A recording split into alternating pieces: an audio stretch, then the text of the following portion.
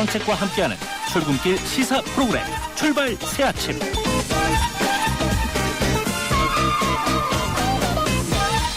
출발 새아침 3부 시작합니다. 광고 하나 듣고 교통정보 이어집니다. 2013년 쉐보레가 국내와 글로벌에서 자체 판매 신기록을 달성했다는 놀라운 소식. 그리고 놀라운 혜택. 최대 3년 3.9% 할부 및 추가 할인, 마일리부 캡티바 1.9% 할부에 최대 80만원 특별 할인까지. 2014년에도 놀라움은 계속됩니다. 일부 차종 제외 2월 28일까지. Chevrolet, find new roads.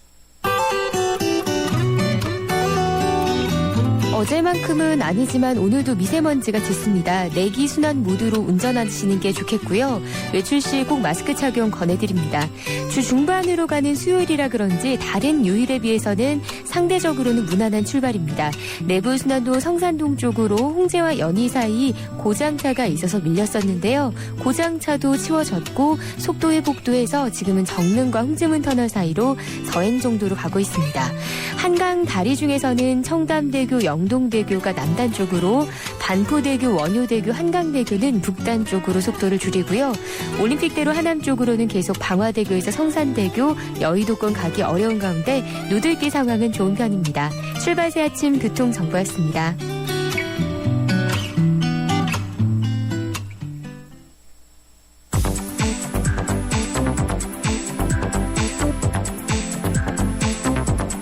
이 시간 주요 경제 소식, 경제 뉴스 브리핑.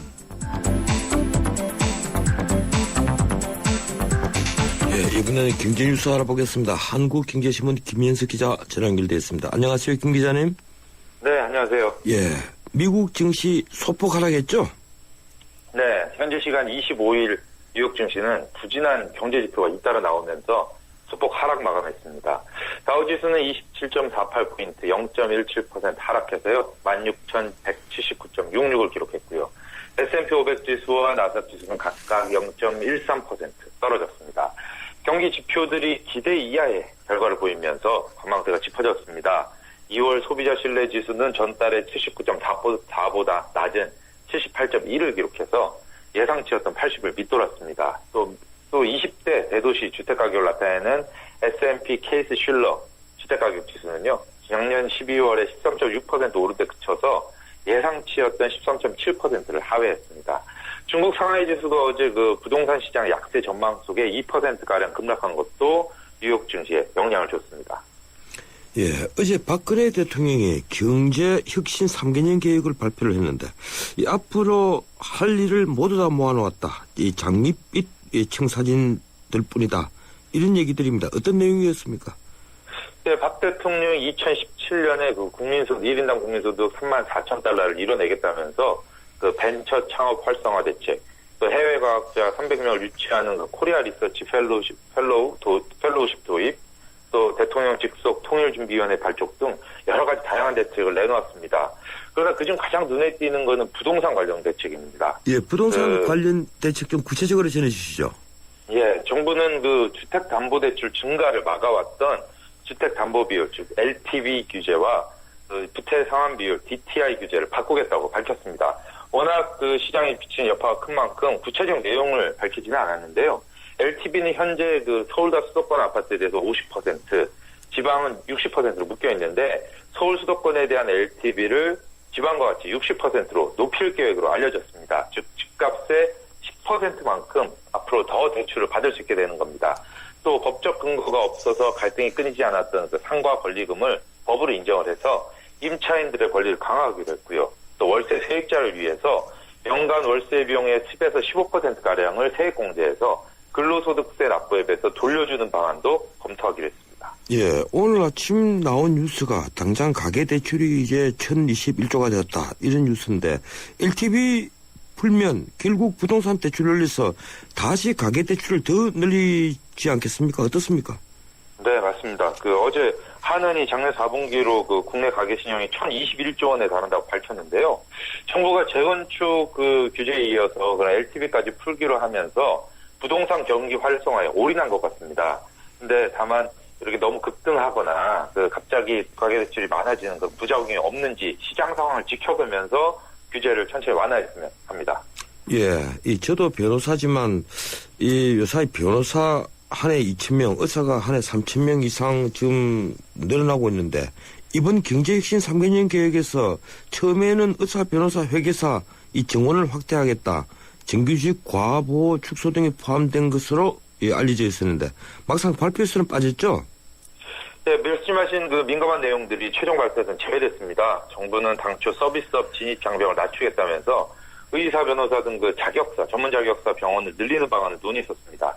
하지만 최근에 그 의료 민영화 논란을 둘러싸고 의사들과 부딪히는 와중에 현실적으로 가능한 것만 발표하자며 뺀 것으로 알려졌습니다. 또 변호사와 회계사 정원 확대 문제도 이들의 그 취업난이 최근에 심각해지고 있다는 점 때문에 막판에 빠졌습니다. 노동시장 개혁도 마찬가지인데요. 그 비정규직 보호를 강화하되 정규직에 대한 과보호를 줄이는 방향을 검토했지만 노동계를 자극할 수 있다는 이유로 유보됐습니다. 다만 박근혜 대통령은 그 민감한 내용 중 하나였던 그 공무원연금, 사학연금, 국민연금, 군인연금 등 그 3대 직역연금을 개선하겠다고 밝혔습니다. 미래 재정에 부담을 줄 가능성이 높은 이 직역연금들을 더 내고 덜 받는 방향으로 개편하겠다는 것입니다.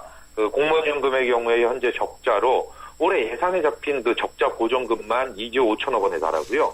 2020년에는 이 돈이 6조 2,500억 원으로 늘어날 것으로 추정되고 있습니다. 정부는 3대 직역연금의 그 기금 고갈 시점과 그 국가 보조금 규모 추이 등을 정밀하게 분석해서 개혁한다는 입장입니다. 다만 그 중이 그 재물이 못 깎는다는 속담처럼 제대로 개혁될지는 의문입니다. 정부는 수년간의 논란 끝에 2009년에도 공무원연금을 손질을 했지만 땜질식 그 소폭 처방에 그쳤습니다. 예, 이 공무원연금도 국가 부채 중에 하나인데 참 큰 걱정이군요. 그리고 의사든 변호사든 숫자가 늘은 만큼 품질이 좋아지면 얼마나 좋겠습니까? 예, 이 국세청이 방치하다시피 해왔던 전월세 이 집주인들에게 본격적으로 세금을 이제 물리겠다 이런 방침이죠. 예, 최근에 그 월세가 급증하고 있는데요. 2012년 기준으로 그 주택 임대소득을 신고한 집주인은 83,000명. 전국에 집을 2채 이상 가진 사람이 6%에 불과합니다. 이를 본 국세청이 최근 그 국토교통부에서요, 2011년부터 2013년 사이에 전월세 확정 일자 자료 400만 건을 넘겨받아서 추징에 나서고 있습니다. 집이 2채를 넘거나 한 채라도 9억 원 넘는 집을 월세를 줬을 경우, 그리고 일정 기준 이상의 집을 3채 이상 갖고 전세 줬을 경우가 과세 대상입니다. 이들은 임대소득의 6에서 38%를 소득세로 내야 합니다. 국세청은 우선 고액 월세를 중심으로 대상을 파악할 방침인데요. 임대소득을 숨겼다가 적발되면 최대 20%의 가산세를 부과할 계획입니다. 다만 이 같은 세금 부담이 세입자에게 전가가 돼서 전월세 값이 더 오르는 게 아니냐 이런 우려도 일부 나오고 있습니다. 예, 어제 유럽에서 삼성전자가 갤럭시 S5를 발표를 했는데 이 국내에서는 휴대폰 3위 업체 펜텍이 워크아웃을 신청했죠? 펜텍이 채권단에 그 워크아웃 신청서를 냈는데요. 2011년 12월에 그 5년간의 워크아웃을 졸업한 지 약 2년 2개월 만에 다시 신청한 겁니다. 펜텍은 2012년 3분기부터 지난해 4분기까지 6분기 연속으로 영업 적자를 내고 있는데요. 작년에만 3천억 원 가까운 그 손실을 낸 것으로 추정되고 있습니다. 이는 그 스마트폰 시장이 삼성과 애플 두 개사의 지배력이 워낙 막강한 데다가요. 최근에는 중국 업체들이 기술력을 확보해서 싼 가격으로 점유율을 늘리고 있기 때문입니다. 이에 따라서 그 펜텍이 다시 워크아웃을 통해서 경쟁력을 되찾을 수 있을지 관심이 쏠리고 있습니다. 네, 고맙습니다. 여기까지 듣겠습니다.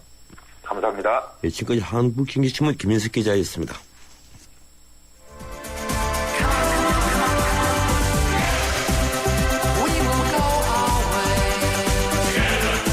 안녕하세요. 꼴꼴꼴이에요. 신문선입니다. 페어플레이가 돋보이는 정통 시사 프로그램. 여러분은 저와 함께 YTN 라디오 전원책의 출발 새 아침을 듣고 계십니다.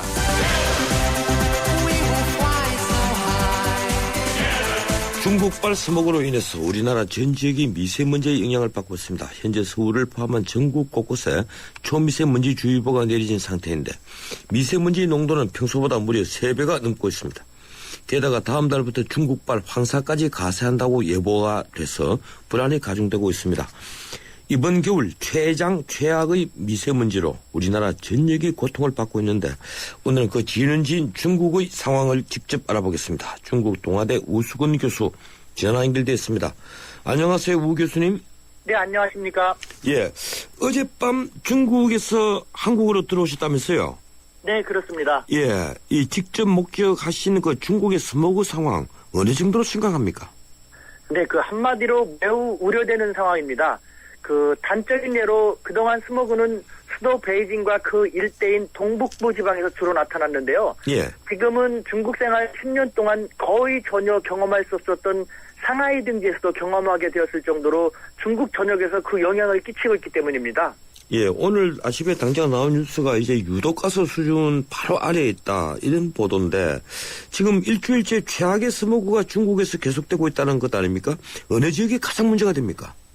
예, 그 중국 그 수도 베이징과 그 일대의 동북부 지방에서 가장 많이 나타나고 있습니다. 아무래도 베이징 같은 경우는 분지 지방이기 때문에 예. 그 지형의 영향과 기후적인 영향 등으로 인해서 피해가 가장 많고 또 그 낙후된 산업 생산 시설이 가장 많이 밀집된 지역이기 때문에 그쪽에서 영향이 가장 많이 나타나고 있는 것으로 알고 있습니다. 예, 과거에도 요즘처럼 중국의 스모그가 극심했던時期있었습니까? 그렇지 않습니다. 환경 문제라는 것이 한순간에 갑자기 나타나는 것이 아니라 지속적으로 악화되면서 표면화되기 시작하는 것인데요. 그 베이징이라든가 동북부 지역에서는 겨울철이 되면 특히 석탄을 사용한 난방이 증가하기 때문에 그 스모그 현상이 지속적으로 조금씩 나타났습니다. 하지만 이렇게까지 심각하지 않았고 또한 그 스모그 현상이 베이징을 중심으로 한 그 일대에서 주로 나타났지 저 멀리 떨어진 상하이 등지에서는 나타나지 않았거든요. 그런데 작년서부터 상하이에서도 그 스모그 현상을 느낄 수 있게 될 정도로 중국의 환경은 계속해서 악화되고 있는 것입니다. 예, 지금 뭐 중국이 세계의 공장이다, 이러니까 이제 이런 스모그 현상이 본격화되고 있는데, 중국에도 현재 스모그 경보가 발령된 상태죠? 네, 그 중국 당국이 그 스모그 경보 관련 4단계 가운데 두 번째로 심각한 그 주황색 경보를 발령하고 있습니다. 예. 그러면 어떻습니까? 학교 휴교나 외출 자제 이런 조치가 내려진 겁니까? 아직 그 중국 전역에서 그와 같은 조치는 내려지지 않았습니다만 그 워낙 다급하기 때문에 그 가장 높은 단계인 적색 경보가 곧 발령될 수도 있을 것 같고, 그렇게 되면은 휴교 조치 같은 것도 내려지게 될 것입니다. 예. 이 중국의 스모그가 계속되면서 호흡기 환자들이 또 많이 늘어난다면서요? 그렇습니다. 그 북경 쪽은 말할 필요도 없고 그 경제도시인 상하이 같은 경우도 병원을 가보면은 그 호흡기 환자가 상당히 많습니다. 그리고 거리에서도 마스크를 쓰고 있는 사람들이 눈에 확 띌 정도로 늘어나고 있을 정도로 심각합니다. 예, 중국 당국에서 이게 스모그를 좀 감소하려는 그러한 정책이나 대책을 내놓고 있습니까? 네, 그 중국 당국은 스모그나 황사 문제와 같은 환경 오염의 해결에 정말 안간힘을 쓰고 있습니다. 사실 이와 같은 환경 오염은 우리가 생각하는 것 이상으로 중국 정부를 다급하게 하고 있습니다. 공산당의 집권 기반을 송두리째 흔들 수 있기 때문인데요.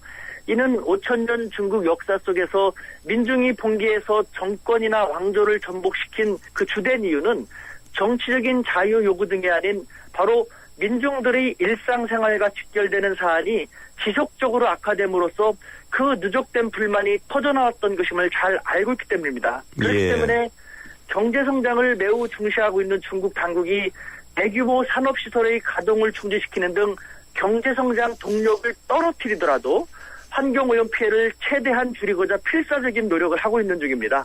예, 그렇군요. 이 문제는 이 스모그, 이 초미세먼지가 우리나라에 영향을 미치면서 우리나라가 이제 피해가 점점 커지는 것인데, 지금 국제법상으로 이를 중국에게 어떻게 그 피해 보상을 요구하는 그런 법적 근거는 없죠?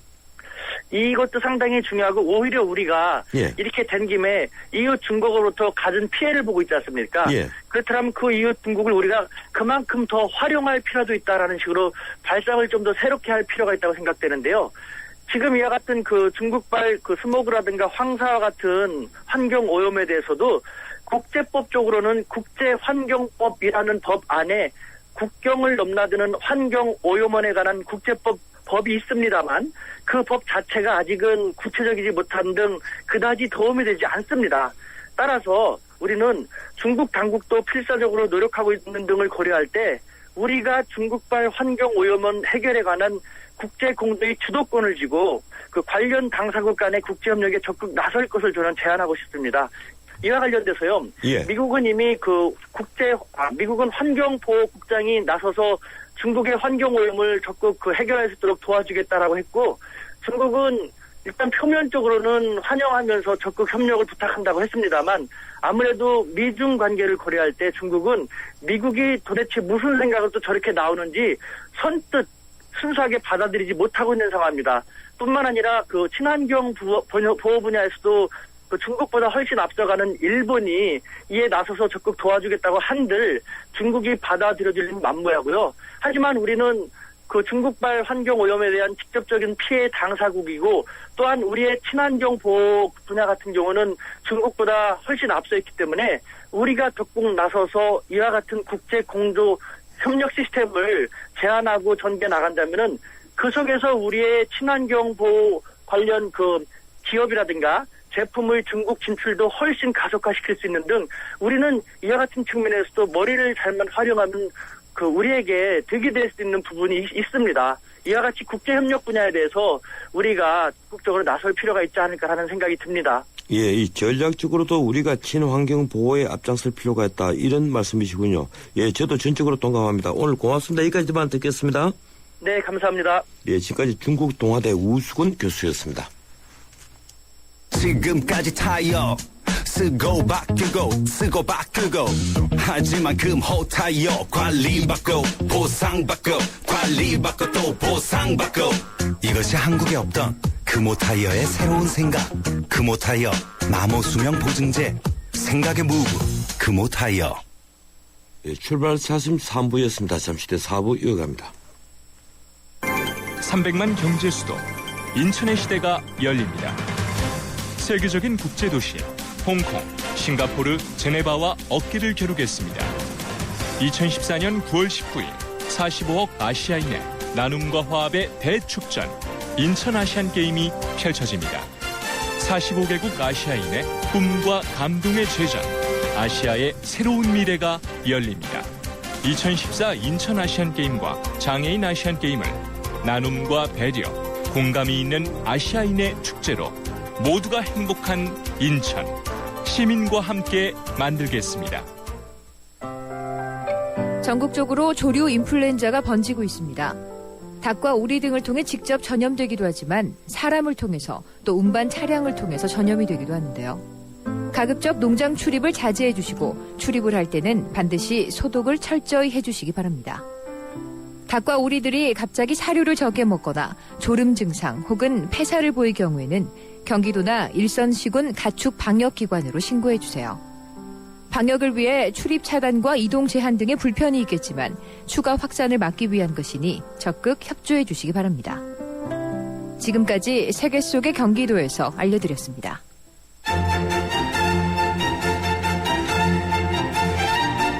출근길 정통 시사 라디오 프로그램 YTN 라디오 전원책의 출발 새 아침.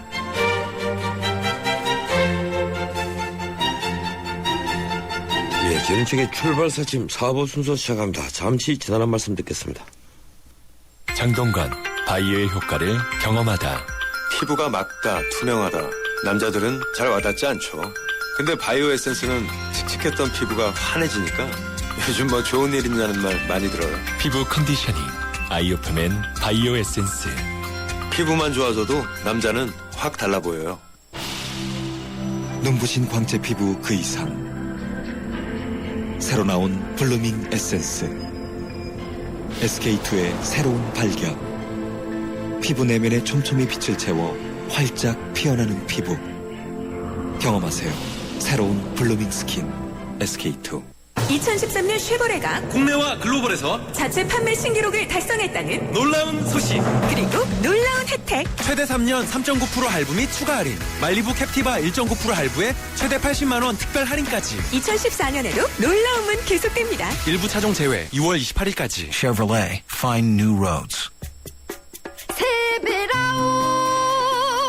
광대역 LTA는 LTE보다 3배 더 넓어져 빠빠빠 빨라졌네.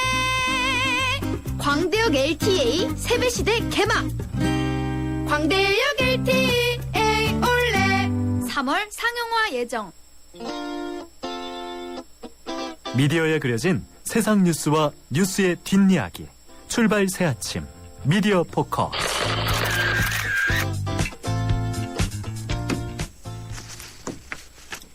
예, 매주 수요일 마련하는 미디어 포커스 시간입니다. 뉴스의 이면을 들여다보고 기자가 주목한 이슈를 짚어보는 시간이죠. 오늘 또 변함없이 유인경 경향신문 스림 기자와 함께합니다. 어서 오십시오. 예, 안녕하세요. 예, 오늘 유 기자님이 준비하신 주제가 둘이군요. 네. 이 정치적 아젠다로 기초선거 공천 폐지 문제, 그리고 또 사회적 아젠다, 이 성폭행 성범죄에 대한 형량 논란. 예, 좋습니다. 그러면 문제 기초선거 공천 폐지 문제부터 제가 먼저 한번 정리를 해보죠. 네. 기초선거 공천 폐지가 이 지난 대선 때 정치개혁의 내용으로 박근혜, 문재인 두 후보가 다 주장했던 것 아닙니까? 그렇죠. 예, 그리고 대선 넉 달 뒤에 이 작년 재보선 때는 새누리당이 공약대로 기초선거에서 무공천을 했고 민주당은 또 공천을 했는데 그러다가 민주당이 전체 당원 투표로 기초선거 공천 폐지를 당론으로 결정을 했죠. 네. 그 다음에 이제 정치개혁특위가 열렸는데 새누리당이 태도를 바꾼 겁니다. 네. 새누리당은 위헌론을 들고 나왔고 민주당은 그래도 공약은 지켜야 한다. 이런 입장인데 사실상 이제 공천 폐지가 물 건너가자 내부적으로 이번 선거에서 공천을 해야 되느냐 안 해야 되느냐 이것으로 지금 논란이 벌어지고 있고. 네. 예, 그런데 사실 여야 할 것 없이 의원들의 속마음은 공천권을 놓고 싶지 않다는 데도 문제가 있는 거죠. 네. 그런 와중에 새정치연합이 재빨리 무공천을 천명하고 나왔고요. 네. 여기까지가 이제 지금까지 객관적 과정인데 유 기자님이 보시기에 각 당이 어떤 계산을 하고 있는 것으로 보십니까? 각 당은 이제 국민들한테는 별 관심이 없고요. 지역에 나서려는 정치 후보자도 관심이 없고 당리에 좀 관심이 많은 것 같습니다. 너무 솔직하신 것 아닙니까? 아니 그러려고 나왔지 제가 뭐 네. 새나 누리당에 보면은 이제 공천제 폐지가 안 된다라고 하는 것을 위헌이라는 이유를 달았어요. 그럼 박근혜 대통령은 위헌인 걸 알면서 공약을 했다는 건데 대통령께서 헌법을 모르고 그런 공약을 했다는 것 자체가 일단 문제성이 있는 거고요. 예, 그래서 그렇죠. 민주당의 경우에는 그땐 또 안 한다 했다가 한다 했다가 너무 자주 못을 바꾸는 데다가 현재까지도 입장 정리가 완벽히 된 건 아니죠. 그리고 어제 또 안철수 신당이란 말이죠. 저한테 아직도 익숙합니다만 새정치연합에서 기초공천제를 폐지하겠다라고 하니까 조경태 최고위원 등 민주당의 일부 의원들도 굉장히 동조하면서 훌륭한 발상이라고 하면서 민주당의 이제 그 정청래 의원의 묘사를 따르면 내무반에 사격을 한 셈인 뭐 이런 데가 있어요. 그리고 이제 새정치연합에서는 공천제 폐지를 하겠다고 신선한 충격을 일으켰는데 일각에서는 굉장히 그 치솟았던 새누리정치연합이 지지율이 좀 떨어지니까 반등 효과를 노리기 위한 어떤 발언이 아니냐. 그리고 어차피 기초공천제로서의 숫자로는 새정치연합에 이번에 큰 의미를 두지 않기 때문에 국민들에게 좀 좋은 이미지를 보여주기 위해서 한 게 아니냐 이런 분석들을 하고 있습니다. 예, 이 민주당 이제 새누리당은 어차피 이제 공천을 유지하는 걸로 갔고, 네. 또 안철수 신당은 이 공천을 안 하는 것으로 결정이 났고, 네. 아마 오늘쯤 이제 네. 민주당이 결론을 낼 것 같는데, 네. 이 조경태 의원이나 박원순 서울시장 네. 지금 다 무공천을 주장을 하고 있습니다. 네. 예, 그런데 지금 뭐 아까 하신 말씀대로 내무반에 이거 총질하는 것 아니냐 이런 얘기가 나오는 것은 막상 그 당협위원장이나 국회의원들은 자기들이 가지고 있는 공천권을 쉽게 놓고 싶지가 않거든요. 많죠. 예. 네. 보니까 무슨 뭐 구청장, 뭐 구의원, 시의원 할 때도 당협위원장의 역할이 굉장히 크더라고요. 현직 의원이 없다 하더라도 거기에 출마하기 위해서도 벌써 서류 신청하고 뭐 걸고 뭐 그런 것 때문에 정신이 하나도 없어서 기득권 밥그릇 싸움이 여기서 좀 작용하는 것 아니냐 싶기도 하고요. 그런데다가 이제 왜 이 기초공천제에서 당을 하냐 안 하냐 문제는 사실은 굉장히 논란이 많이 되었습니다. 기초자치단체가 김대중 대통령 때부터 민주당의 이제 공약이기도 했고요. 나왔던 이유는 그 풀뿌리 민주주의를 하자라는 뜻이었지만 그동안 됐던 게 뭐냐면 지역 토호라 그러나요? 지역 맹주라 그러나요? 토호라고 많이 네, 얘기를 하죠. 그 동네에서 예. 건설회사 하시는 분, 사업하시는 분들이 그냥 한번 나도 권력도 가져보자라는 데 나오는 경우가 많아서 여성이라든가 청년이라든가 장애우라든가 이런 사람들을 이제 배려하는 차원에서 당에서 인재를 발굴하자라는 것이 이제 기초였다면 이제 최근에 들어서는 이런 분들을 하는 것이 뭐 지역구 의원이다 보니까 구청장들도 무슨 행사마다 막 우리 의원님들 모시기 뭐에 더 바쁜 지역 주민들 살피기보다 예. 그런들 눈치 보는 게 이제 많아서 문제가 됐었는데 제가 보기에는 참 아직까지도 우리나라가 지금 OECD 가입국이기도 하고 엄청나게 선진국 있고 있습니다만 정치 현장에서 보면 그렇지도 않은 것 같아요. 지난 국회의원 선거를 보시면 강남구 같은 경우에는 전직 대통령 출마자인 정동영 후보가 출마했음에도 불구하고 국회의원 선거에 낙선했죠. 예, 어디 깜깜한 데라도 나가겠습니다라고 했던 분이 당선되는 지경에 이르렀으니 지금도 강남 서초 송파의 구청장을 그냥 아무나 주고 싶지는 않겠죠. 새누리당이건 어디서건 간에. 예. 예, 어떻든 민주당의 경우에 네. 만약에 이게 무공천을 하게 되면 지금 한 5천여 명이 탈당을 해야 된다. 그러니까 최소 5천 명이고요. 넓게는 한 3만 명까지 모시는 분들이 있습니다. 당원들이. 그렇죠. 네. 조직원까지 하면 네. 결국 당적을 가지고 출마를 못하니까 그렇죠. 무소속으로 출마를 못하니까. 그렇죠. 예.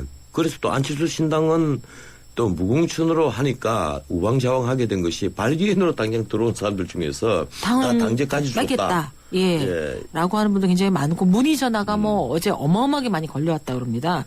그 새정치연합 쪽으로요. 예, 그래서 그러고 보니까 새누리당이 이런 거 작전은 성공한 것 같아요. 네. 교란을 양쪽 다 하긴 한 것 같습니다만. 어떻습니까? 이 상향식 공천제 오픈 프라이머리 주장을 하는데. 네. 예, 그 점은 어떻게 보십니까? 새누리당에서 했지만 상향식 공천제라는 것은 위에서 내리는 하향식이 아니라 그야말로 뭐 당원들이라든가 지역민이라든가 이런 분이 좋습니다라고 잔해에서 걸러서 해야 되는데 이러다 보면 우리가 누가 정확히 잘 모르니까 현역 프리미엄이 굉장히 많을 수밖에 없다라는 것이 있죠.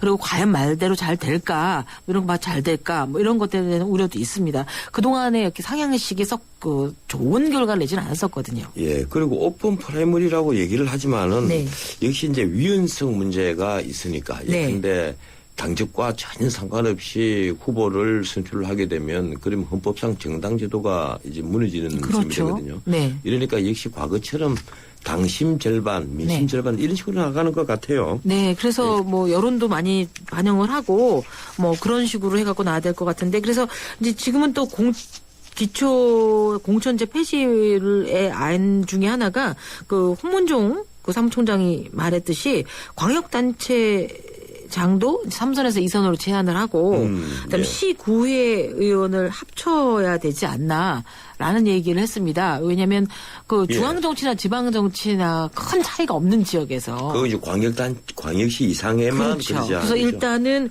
7개 특별 광역시 시구회를 합쳐보고 이게 제대로 된다면 더 넓혀서 해보자라는 거하고 여기에 대해서는 국민들은 많이 굉장히 공감하고 있는 것 같고요. 기초공천제 폐지에서도 여론은 70% 이상이 폐지해야 된다라고 얘기를 하고 있습니다. 그러니까 여론대로만 하면 광역시 이상에서 구의회 이걸 없애버리고 대신에 이제 서울 예를 들 것 같으면 서울시 의회를 좀 더 늘리고 늘려서 구청까지 다 감사를 하도록 하고 그렇죠. 대신 그리고 공천은 그 구청장 이 공천제도는 없애자. 이것이 국민 여론이라는 것 아닙니까? 그렇죠. 60-70% 이상은 그렇게 바라고 있습니다. 사실 그렇게 하면 될 것 같은데. 네. 그리고 구의원 시의원들이 보니까 굉장히 많이 받으시더라고요. 전 자원봉사로 아는 분들 굉장히 많이 있으실 텐데 뭐 그래서 여기에 들어가는 것들만 좀 줄여서 컴팩트하게 하게 해도 지자체가 지금 만성 적자에 시달리는 곳이 굉장히 많은데 이런 곳에 더 잘 쓰일 수 있지 않을까. 각종 복지 혜택이 더 늘어날 수 있을 거라고 기대하는 분들도 많죠. 문제는 지금 구의회에서 이 결의를 하고 결정을 하는 게 없다는 겁니다. 이 구의회에서 뭐 할 수 있는 게 청소 용역 문제 갖고인데 그 1년 내도록 논의할 수 있는 것도 아니고 그런데다가 해외 번질나게 이제 국민 세금으로 자매 도시들이 그렇게 많더라고요. 여행을 막 다니고. 네. 또 저도 소박한 꿈이 정년 퇴직하면 이제 구에 출마할 것까 생각했는데 이게 폐지된다고 하니 참 결정이 아직 난 건 아닙니다만. 청취자들이 오해를 하겠습니다. 예. 아니요, 전 풀뿌리 민주주의를 하기 위해서 지역 구민으로서 한번 예. 소박한 소망이었습니다. 그런데 생각보다 또 세비가 많아요. 네. 예, 한 6, 7천만 원 이상 들다 되고 문제는 거기에 보좌관들이 또 딸려가 있고 또 사무실을 유지해야 되고 예. 하니까 보기보다는 엄청난 예산을 쓰는 것인데 과연 이런 예산을 쓸 필요까지 있겠느냐. 예, 서울시 같으면 예컨대 마포구에 사는 것과 그리고 바로 옆에 은평구에 사는 것이 무슨 그렇게 큰 차이가 나느냐 이해가 따라줄 정도로 그렇죠. 이런 논란이 나올 수가 그렇죠. 있거든요. 뭐 농어촌 지역이 다 예. 나눠진 데라면 예, 글쎄 모르지만 말입니다. 뭐 그런 것도 나옵니다. 어쨌든 결론을 보면 지금 이제 그 새정치연합에서 이게 먼저 기치를 걸고 나왔기 때문에 마치 무공천 안 하면 낡은 정치로 보인다는 뭐에서 하고 있지만 제일 난감한 거는 민주당인 것 같습니다. 새누리당이야 뭐 하겠다라고 원칙을 세우고 욕을 먹더라도 일단 가겠다라는 거였고 선세는 그 안철수 의원의 신당에서 한 거였고 중간에서 못하는 민주당이기 때문에 이번에도 또 안팎에서 비난 여론이 이럴 수밖에 없는 것 같아서요. 김한길 대표의 흰머리는 워낙 흰머리였지만 더욱더 흰머리가 늘어날 것 같네요. 오늘 어떻게 결론을 내리는가 한번 지켜보기로 하죠. 네. 자, 두 번째 아젠다입니다. 이 성범죄, 특히 아동이나 약자에 대한 성폭행과 또 그리고 성폭행 후의 살인 등 뭐 이렇게 아주 초강력 범죄들이 계속 늘어나고 있는데 늘 형량 논란이 이제 벌어집니다. 네. 최근 친족 간에 또 일어난 성폭행, 예, 이게 형량이 과연 적절한가 하는 논란들이 계속 언론에 나왔었는데 이 문제를 한번 짚어보겠습니다. 예, 제가 이 주제를 갖고 나온 이유는 예. 최근 한 2, 3일 사이에 아주 무서운 성폭행, 친족 성폭행 강간부터 시작해서 성추행 뭐 이런 것에 이르기까지 그리고 그게 친아버지로부터 시작해서 검사에 이르기까지 그다음 선생님에 이르기까지 너무 다양한 분들이 저질렀는데 양형도 좀 다르고 거기에 대해서 언론에서 다뤄지는 시각 다른 것에서 갖고 나왔습니다. 가장 놀라웠던 것은 초등학생 때부터 친딸을 수년간 성폭행을 하고 청소나 설거지를 안 한다고 그 쇠막대기로 때렸던 아버지에 대해서 15년형이 내렸습니다. 거의 정신병자라고 봐야 되지 그렇죠. 않습니까? 그럼 이 딸이 12살이라 하더라도 나중에 뭐 27밖에 안 돼요. 아버님 예. 부산에 나고 나와도 그런데 15년을 한 뭐 이유는 뭐 다른 전과가 이런 성적인 전과가 없다는 거죠. 외부 여성들에 대해서는 뭐 이런 판결 내렸었고요. 그다음에 그 지난 12월에 일어났던 일인지 했습니다만 초등학생하고 성관계를 맺은 교사가 이게 알려지게 된 게 이 초등학교 여학생이 우리 선생님을 정말 사랑하는데 다른 여중생하고도 관계를 맺은 것 같다고 해서 조사를 해보니 이 선생님이란 말씀 좀 드리기 좀 그렇습니다만 이 교사의 휴대폰에 미성년 초중생 여학생들하고 성관계를 맺은 동영상이 수십 개가 들어있었습니다. 그자도 정신병자고요. 예, 그런데 예. 징역 6년형을 받았습니다. 그래밖에 나오지 않았습니까? 네. 그리고 최근에 문제가 됐던 게 언론인 800여 명 이상이 지금 어제 성명서를 발표를 했지요. 그 이진한 지금 대구 고검장인데 예. 여기자를 회식 자리에서 성추행을 했었습니다. 근데 경고에 그쳤어요. 예, 검찰 감찰국에서. 검찰이 문제고. 네. 그런데 검찰이라 예. 하더라도 그거는 예. 성추행의 문제이기 때문에 어떤 직위를 가지고 있고 뭐 사법부에서 내린 건 예. 아니지만 그 자체 내에서도 검사들이 기소를 하는 입장인 분들이 이거를 경고에 그쳤다라는 것은 전체적인 성범죄를 보는 시각이 이 정도 수준이다라는 거 보여지는 거죠. 더구나 피해자가 여기자였거든요. 회식 예. 자리에서 일어난 일이고 사생활도 아니고 공무 연장이 된 건데 이게 전체적으로 대한민국의 성범죄에 대한 수준을 알 수 있는 것 같아서 제가 이걸 한번 들고 나왔습니다. 이 성범죄뿐 아니고 이 강력범죄에 대한 이 형량이 너무 낮은 것. 네. 이건 과거에도 계속 문제가 되고 있었거든요. 네. 예, 뭐 제가 열심히 법정에 드나들었을 때는 말할 것도 없고 네. 지금도 지금 오히려 더한 것 같아요. 이 조두순 사건, 김길태 사건, 이 조두순 사건은 나영이 사건으로 알려진 사건이지 않습니까? 네. 예, 그게 또 오웬춘 사건 아시죠? 그럼요. 오웬춘 사건 이건 이렇게 살인까지 다 토막 이어지는 살인까지 거였죠. 했던 이 네. 오웬춘 사건을 무기로 했고 또 뭐 이런 걸 찾으니까 끝도 없어요. 이 서진환 사건입니까? 네. 아무 상관없는 그 남의 부인을 아파트까지 쳐들어가서 성범죄, 성폭행을 하려다가 결국 살해를 네. 한 사건인데 이것도 무기징역을 선고를 했고 무엇보다도 우리나라는 종신형 제도가 없는데 네. 그리고 또 외국처럼 가석방 없는 종신형 이런 걸 선고를 할 수 없는데 지금 사형 제도는 그냥 유명무실해졌고 네. 또 사형이 유명무실해지니까 그 선고를 회피하려는 경향이 보여요. 네, 굉장히 많습니다. 그리고 이제 특히 저는 그 뭐 성인도 물론 중요하지만 아동 청소년 성범죄 사범의 경우에는요 기소율부터가 일단 절반 정도에 불과합니다. 그 정도밖에 되지 않습니까? 네, 그다음에 집행유예 선고율이 40% 이상입니다. 그런데 너무 솜방망이 처벌인데 이 솜방망이 처벌했던 이유가 술에 취한 상태에서라는 게 아직까지도 너무 심한 이유인 거죠. 그러니까 뭐 정신혼미한 상태에서 뭐 이런 짓을 저지렀기. 심신미약이라고 그러죠. 뭐 이렇게 된다는 게 이해가 되지도 않고요. 딸의 친구를 성추행했는데도 보고 재범 가능성이 별로 없다라는 것을 판결 이유로 한다면 어떤 근거로 했는지에 대한 굉장히 논란이 되게 많습니다. 그러니까 그 2012년 13년 경우에 성범죄 신사정보 등록 대상자 중 48%가 법원 최종심에서 집행유예를 받았어요. 그러니까 반 가까이가. 48%입니까? 네네. 그 절반이 집행유예를 그렇죠. 받았군요. 그다음에 강제추행범은 51.5%고요. 강간범도 42%라 집행유예를 선고받았는데 그러면 이거는 뭐 성범죄 하라고 부추기는 거나 문제는 다름이 이제 없습니다. 강간범이 42% 집행유예를 받는다. 그런데 세부적으로 좀 들어가 보면요. 이 피해자하고 합의를 했다는 것이 이제 항상 늘 전제가 되거든요. 네.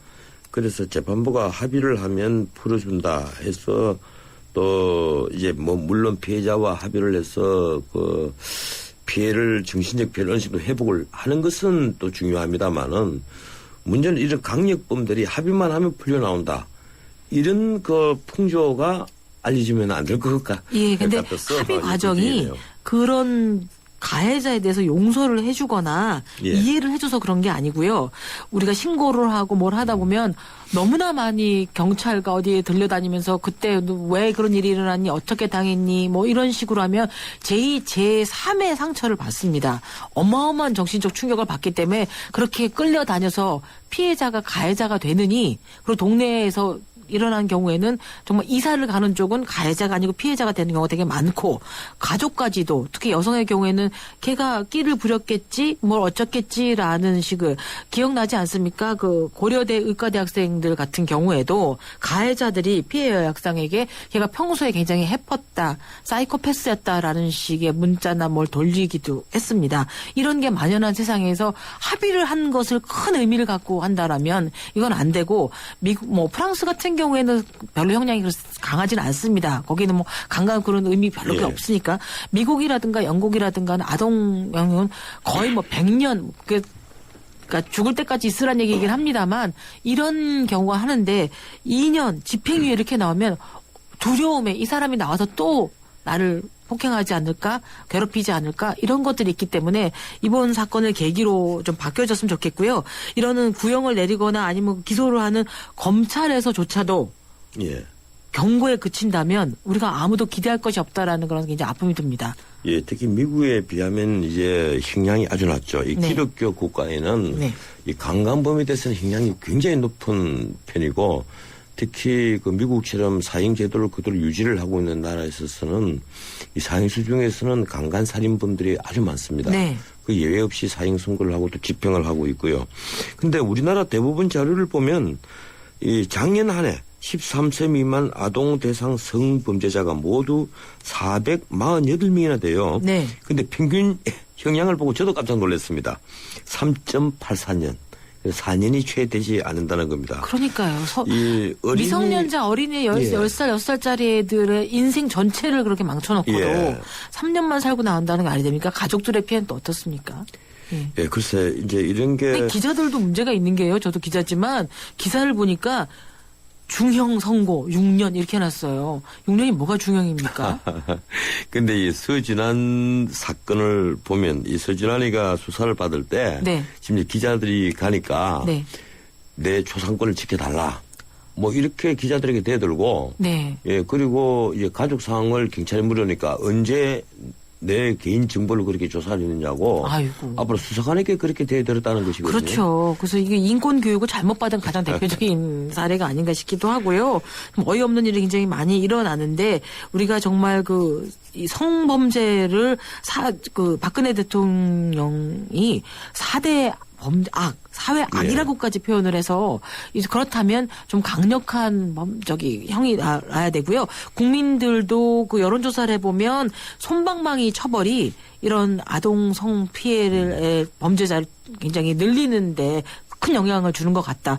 뭐 아무리 해도 집행유예 받는데 무슨 두려움이 있겠습니까? 그리고 문제는 10년을 15년을 산다가 문제가 아니라 짧은 기간 있더라도 그 사이에서 교정교화가 되는 진짜 일이 일어나야 되거든요. 교도소 안에서. 왜 성범죄를 저지른 분들에게 진짜 어떤 문제가 있는지, 이분은 약물로 해야 되는지, 아니면 정서적 치료를 해야 되는지, 이런 것들도 좀 손이 부족하고 인력이 부족하다는 이유만으로 잘 되지 않아서 많은 분들이 안타까워하고 있습니다. 예, 시간이 거의 다 가는데 끝으로 하나만 짧게 제가 의견을 듣죠. 네. 어제 그저께 나온 뉴스가 이제 성범죄 고소고발이 줄면서 꽃뱀 사건이 준 것 아니냐. 네. 이런 뉴스가 나왔었어요. 실제 그동안에 꽃뱀 사건도 많이 있었거든요. 아주 사소한 것을 뒤집어 씌워가지고 하려는 아주 의도적이고 고의적인 범죄들이 있었는데 네. 그건 앞으로 좀 구분을 해서 엄격히 그걸로 또 처벌을 해야 되겠죠. 그렇죠. 예. 꽃뱀 사건도 사실은 그런 나쁜 사람들도 있고 하지만 꽃뱀으로 몰아가는 경우가 굉장히 많다라는 거죠. 그것도 있겠군요. 예, 이 사람이 꽃뱀이었습니다라고 하게 되면 진짜 꽃뱀과 이쪽에서 만든 꽃뱀이 다른 거고요. 서울대 음대 교수가 제자에게 사진을 보내달라, 가슴을 열은 사진을 보내달라라는 걸 했습니다. 그런데 변명을 하기를 증명사진을 찍을 때 가슴을 열어 제치고 당당하게 찍으란 얘기였다라는데 근데 왜 증명사진을 교수한테 보여줘야 됩니까? 예, 그래서 말입니다. 예. 예. 그러니까 검사, 서울대 교수 이런 지성인들까지도 이 수준이라면 형량이라 좀 무겁게 내려서 사회 전체의 의식이 바뀌어야 될 것 같습니다. 예, 지금까지 미디어 포커스 유인경 경향신문 선기자와 함께했습니다. 2013년 쉐보레가 국내와 글로벌에서 자체 판매 신기록을 달성했다는 놀라운 소식. 그리고 놀라운 혜택. 최대 3년 3.9% 할부 및 추가 할인. 말리부 캡티바 1.9% 할부에 최대 80만 원 특별 할인까지. 2014년에도 놀라움은 계속됩니다. 일부 차종 제외 2월 28일까지. Chevrolet, find new roads. 네, 피자헛입니다. 저기요, 고기 피자랑 새우 피자랑 뭐가 더 맛있어요? 둘 다 맛있습니다, 고객님. 그래도 뭐가 더 잘 나가요? 솔직하게. 둘 다 잘 나갑니다. 왜냐하면 더블 박스. 박스는 하나, 피자는 두 가지. 25,000원. 1588-5588 피자헛. 더블 박스 주세요. 장동건, 바이오의 효과를 경험하다.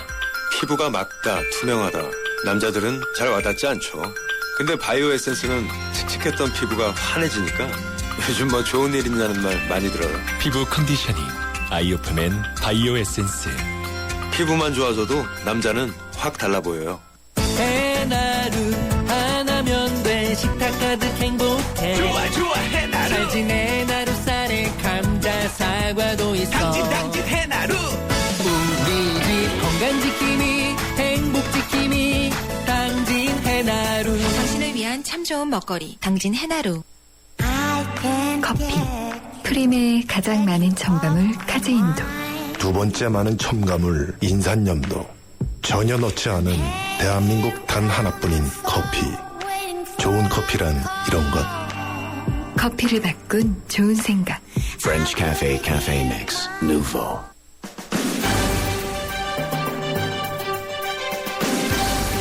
유영철 사건을 기억하십니까? 2003년 9월부터 10개월 동안 무려 21명의 여성을 살해한 희대의 연쇄살인범입니다.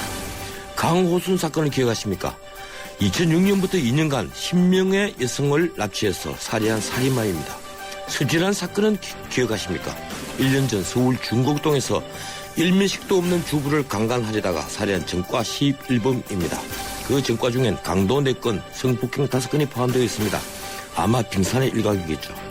유영철, 강호수는 지금 사형 선고를 받고 미결수로서 서울구치소에 수감되어 있습니다. 자신의 인권을 지켜달라며 큰 소리를 치던 서진화는 무기징역을 선고받고 복역 중에 있습니다. 법무부 자료에 의하면 이 3명이 저지른 범죄의 사회적 비용이 무려 5,557억 원이라고 합니다. 이 비용 중엔 수사비용, 재판비용과 피해자의 재산 손해 등 여러 손해가 포함되어 있습니다. 이런 희대의 범죄자들에게 관대해야만 문명사회가 되고 이런 자들을 사형에 처하면 야망국가라면 저는 차라리 야망국가를 선택하겠습니다.